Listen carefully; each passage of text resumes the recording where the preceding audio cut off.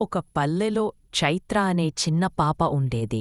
ఆమె వయసు కేవలం 5 ఏళ్ళు.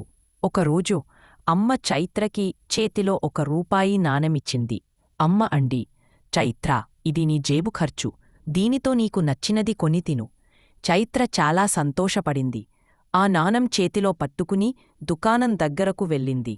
దుకాణంలో చాక్లెట్లు, బిస్కెట్లు అన్నీ కనిపించాయి. చైత్ర కాసేపు ఆలోచించింది. తనకు చాక్లెట్ తినాలని ఉంది. కాని ఆ రూపాయితో ఒక చాక్లెట్ మాత్రమే వస్తుంది. అప్పుడే పక్కన ఒక చిన్న పిల్లాడు కనిపించాడు. అతనికి తినడానికి ఏమీ లేవు. చైత్ర వెంటనే ఆలోచించింది. నేను ఒక్క చాక్లెట్ తింటే ఆనందం ఒక్కదానికి మాత్రమే. దా కాకుండా ఇద్దరికీ ఆనందం. చైత్ర ఒక చాక్లెట్ కొని దాని సగం తాను తిని, సగం ఆ బాబుకి ఇచ్చింది. ఆ బాబు ఆనందంతో చిరునవ్వు చిందించాడు. చైత్రకి థాంక్స్ చెప్పి ఇద్దరూ మంచి ఫ్రెండ్స్ అయ్యారు.